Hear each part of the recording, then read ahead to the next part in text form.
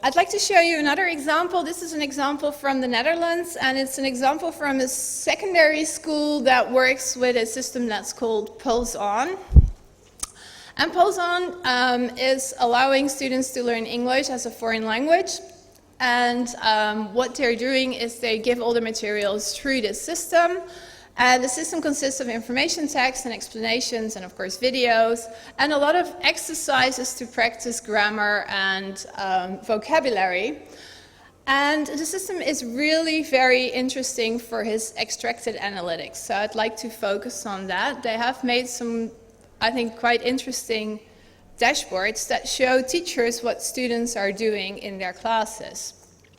And this is one of the extracted analytic dashboards in which you can see how much of the learning material the student has actually been consulting and how much of the learning material he has actually been able to finish, which in this case is about 33%. At the same time, you see that the quality of the work that he's been doing has been really poor. It's a red box, and it's only 35% of the quality that he could have gotten. So he made a lot of errors, and there's a lot of mistakes.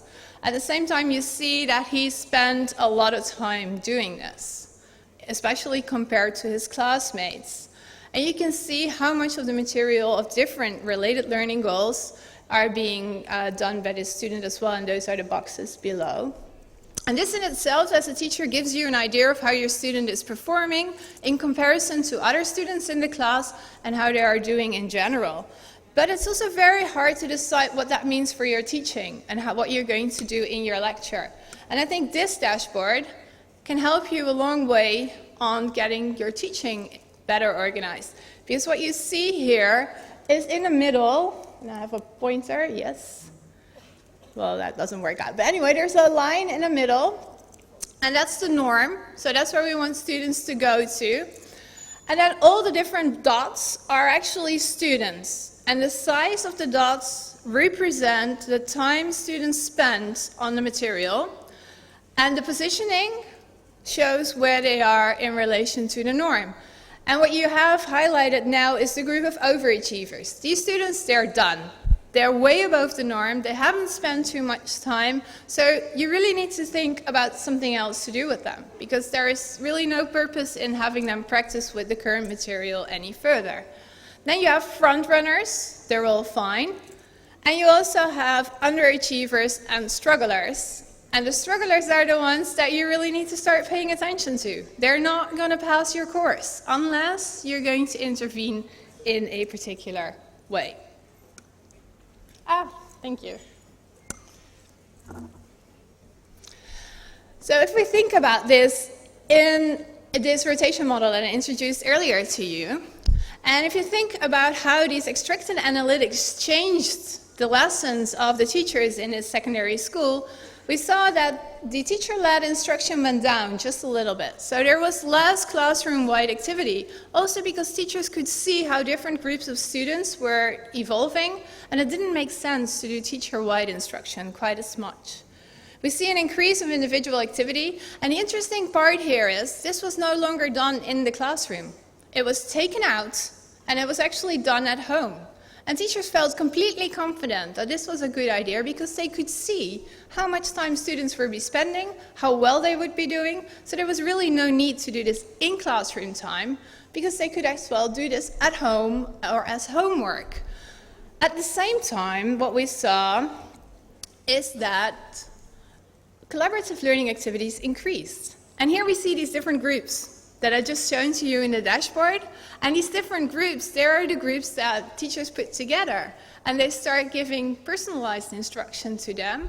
They adjusted the learning material via the learning environment for these students. And they created more meaningful exercises in the classroom. So in the classroom, they started to have English dialogues. And they started to talk and have students make movies and do all these active learning activities that actually improve their English skills much more than all these practice exercises that they were doing before. So we see a profound change in the way these teachers were teaching their classes just simply by giving them the information in the dashboards in order to support students. And for me, the biggest difference that I saw happening in this particular situation is that teachers actually allowed students to start deciding which practice they were needing. So they didn't subscribe the same practice to all the students.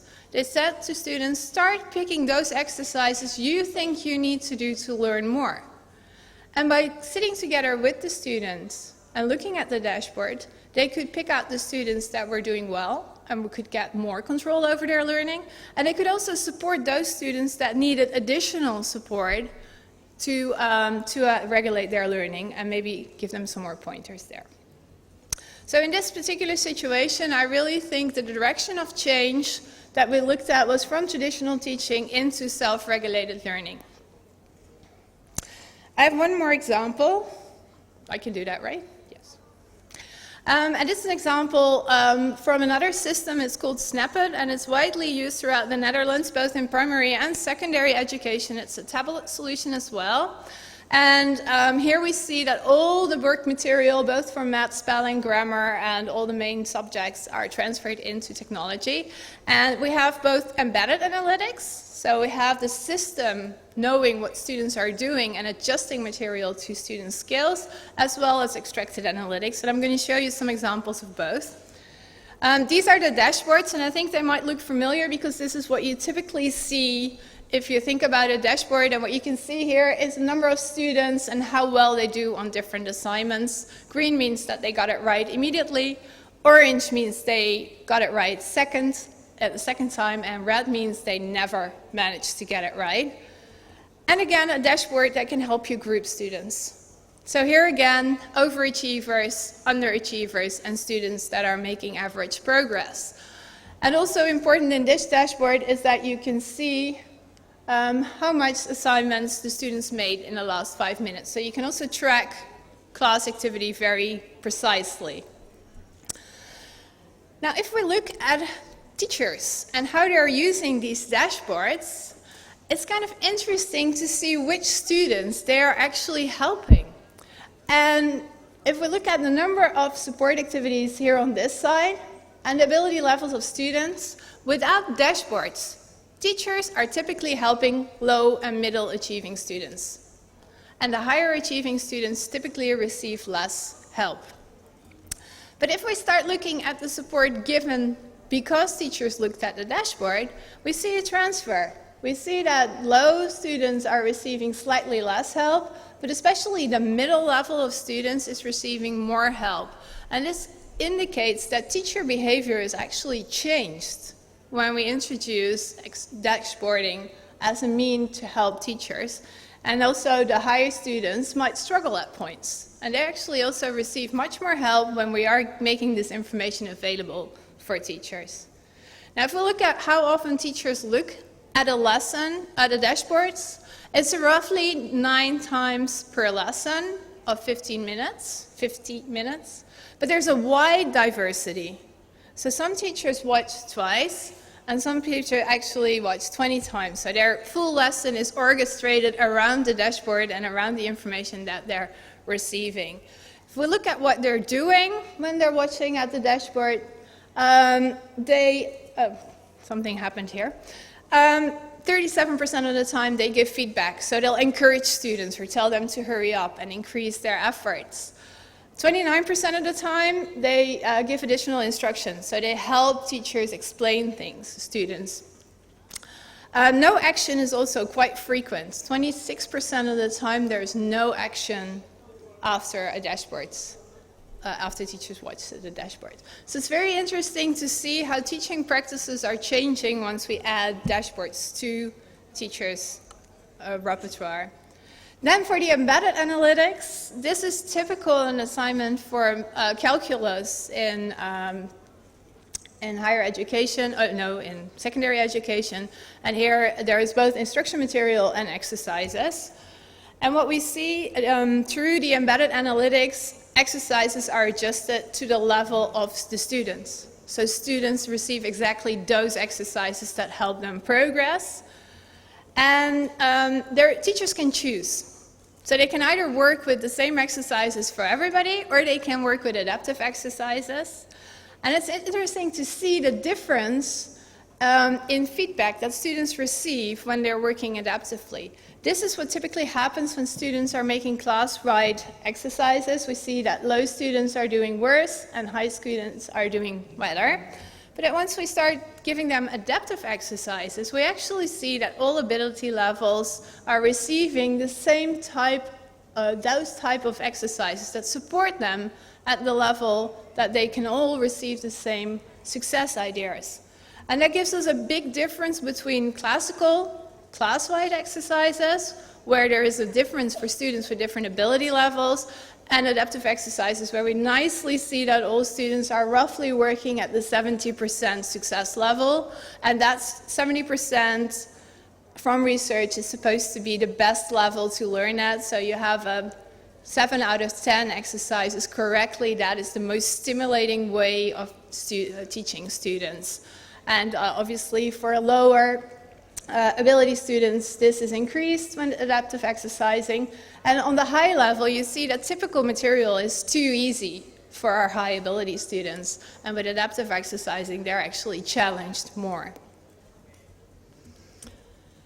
If we look at the progress on math skills through working with these technologies, we see that there's very little difference for low ability and medium ability students. They're doing roughly the same whether or not working with tablets.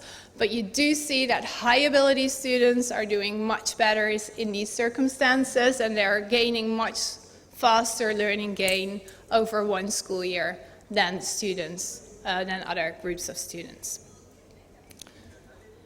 Again, if we look at the changes in the lesson time spent, we see teacher-led activity roughly stayed the same. Teachers continue to teach. And especially in primary and early secondary education, this is really, really important. Individual activity went up a little bit, and here we see exactly the opposite from the other situation. We see that collaborative learning activities actually went down. So you see that this environment influenced the way teachers were teaching in a different way than the environment previously shown to you. The direction of change was mostly towards the adaptivity of the learning material, and you see that this change mostly drive towards differentiation, so taking into account different levels of different students as opposed to increasing self-regulated learning. The last thing I want to share with you before I go to barriers and future is that implementing embedded analytics is actually quite challenging, because this is where we stop transferring the book into the book behind glass, but where we seriously are changing the way we teach and the way we are giving learning material to students. And what you see at this slide is that the light pink bars show the number of assignments students make class-wide, so when the whole class is making the same assignment, whereas the dark red ones are the ones where we work adaptively. And you see that even though 90% of the teachers indicated that they want to use these systems because they want to teach more adaptively, you see that they only use it roughly 15 to 10% of the time. And that's exactly why I want to raise this barrier with you. People really find it difficult to change because we know what we're doing and we're so busy already. So we prefer to continue to do what we already did, whereas that might not be the most effective thing to do. And the help being offered, in this case by the wheels, and in our case by data, is being refused because people feel that it might actually ask them to put in extra effort. And I think that's absolutely not the case. And where you are right now, you are in your comfort zone. And in your comfort zone, that's not where we're going to see transformation. And if we want to see disruptive leadership and disruptive change in education, we need to get out of our comfort zone and we need to move to where the magic is happening. But a lot of people will go and act like this, like the little dog that doesn't know where he's going yet, because it's just so exciting and nobody knows where we're going. And everything that we're doing is trial and error. But if we're not going to try to do it, we're going to end up teaching history instead of any subject that we're interested in. So I think we really should try to make an effort to go from traditional teaching towards personal, either differentiation, self-regulated learning if you like, but ideally towards personalized learning. Although I have to say that's a long way to go, and we have to learn a lot on the way there, and that is exactly the same for everywhere around the globe.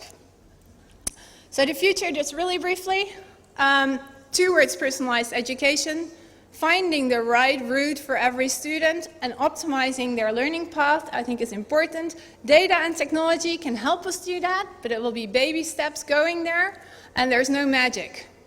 We have to do it ourselves, and it's an integration of teachers and data and technology together. Data can be helped to guide personalized learning, and what you see here is the new system that we're going to roll out this year in the Netherlands, and it's going to help teachers, based on the data from their classroom, to find the optimal learning path for their students in their class, and help teachers with a recommended service to find the exact right material for their class at a particular time, or for their student at a particular time. Another thing that we're currently doing is looking at different data streams, and this is something that I do in my lab. This is our lab research, because currently there are so many data streams that we're not using yet. Think about affective computing.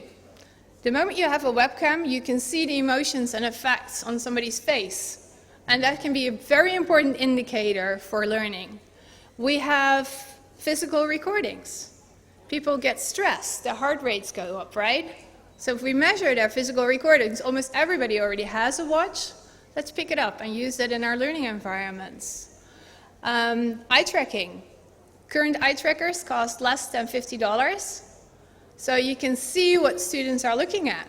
Imagine that you integrate that data stream into your technology environments to make sure that you're actually giving them the information that they are needing. And also when they're being puzzled, because you see that they're confused on their face, and you see that they're looking at this picture and this text over and over again, you can change the environment for them.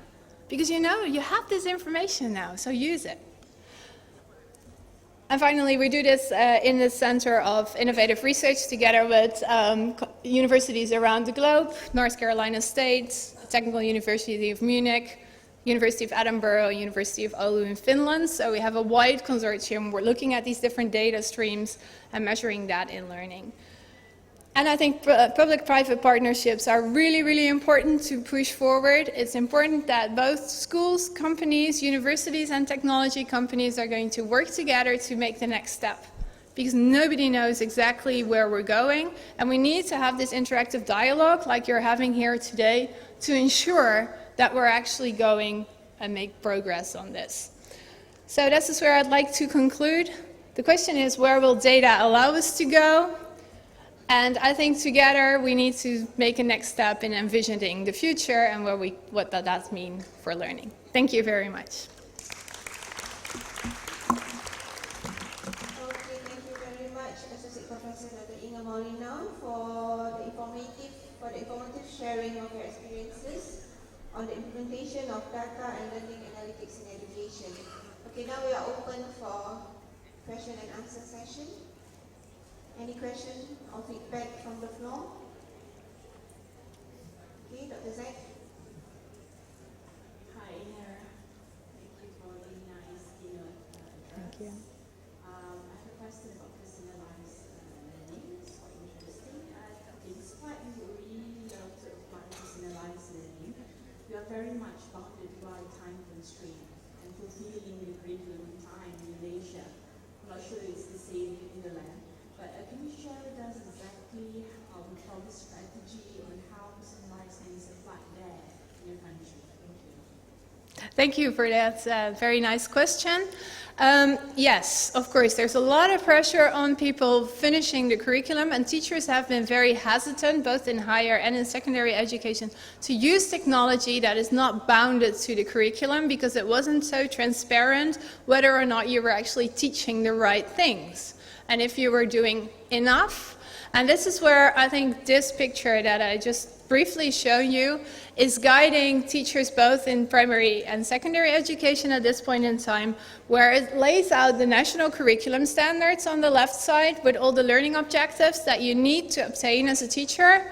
And it shows where your class in this case is, so how you are doing, and what would be the next step. So in this way, you can very easily connect from the curriculum standards to where your students are, to personalizing learning towards either the whole class, or a group of students, or an individual student. So in that way, you can really connect curriculum standards to personalized learning. And of course, that's a really important issue, because otherwise, we don't know where our students are going, and we don't know if we actually are teaching the material that we're intending to teach. So thank you. Okay, thank you very much for your answer.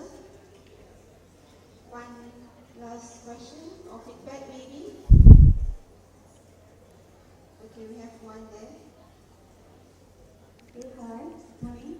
My name is Rahma from IUCEL2016. Okay, actually, this is my research, right, regarding the personalized learning.